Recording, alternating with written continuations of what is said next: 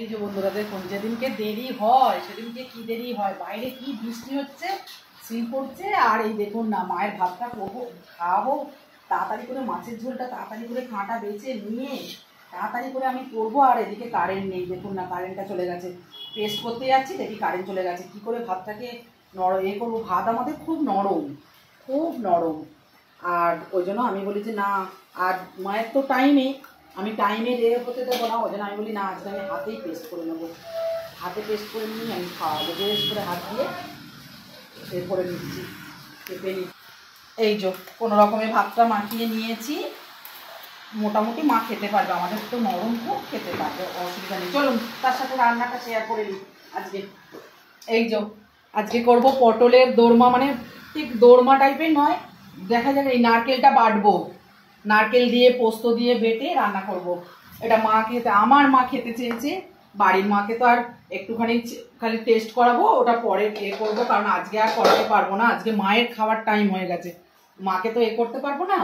ওই জন্য এখনো রান্না হয়ে ওঠেনি আমার, আজকে অনেক বেলা হয়ে গেছে, বৃহস্পতিবার। আর এই যে ছেলেদের জন্য ডিমটা সিদ্ধ করে রেখেছি, এখানে বিকালের হবে।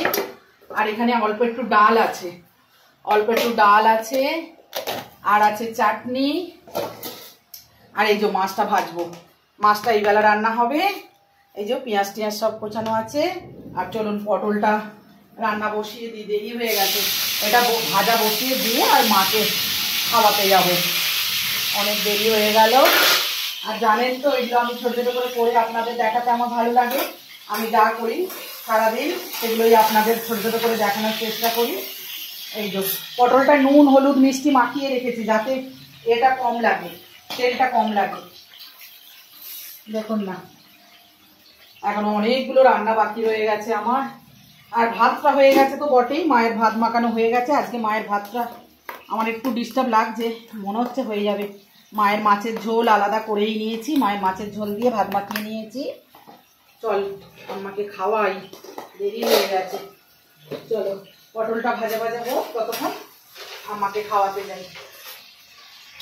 চলো যাই, এসে সব কাটা বাটা করবো। আর জানো আজকে কারেন্ট নেই তো, বাইরে কি বৃষ্টি দেখো না, জানলা ফাল্লা বন্ধ করে দিয়েছি, বাবা ঠান্ডা ঠান্ডা লেগে যাবে কোথায়, একটুখানি খুলে রেখেছি।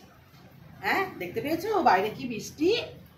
দাঁড়াও দেখি, মাথাটা চলে গেছে, মাথাটা ওদিকে চলে গেছে।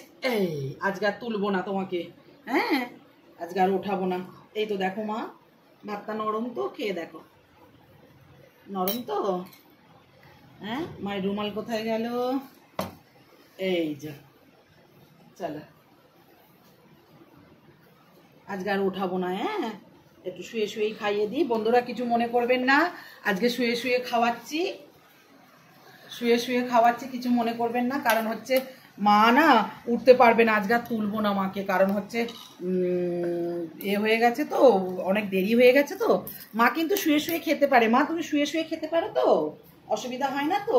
আর মাঝে মাঝে না মা কিছুতেই উঠতে চায় না, মা বলে আমি উঠবো না, শুয়ে শুয়েই খাবো। বাচ্চাদের মতো হয়ে গেছে তো, একটু একটু বায়না করে, কি করা যায় বলুন। ওই জন্য আজকে ভাবলাম যে বাইরে বৃষ্টিও হচ্ছে, আর বাইরে বসাতেও পারবো না, তাহলে মাকে এমনি করে দিই। বা মাছের ঝোলটা ভালো হয়েছে, মাছের ঝোলটা ভালো হয়েছে, হ্যাঁ ভালো হয়েছে। পটলের করছি, দোরমা করছি, আজকে আর হবে না মা, কালকে তোমাকে একটু টেস্ট করাবো। হ্যাঁ আজকে অনেক দেরি হয়ে গেছে, নাও খেয়ে নাও, আজকে বৃহস্পতিবার তো অনেক দেরি হয়ে গেছে।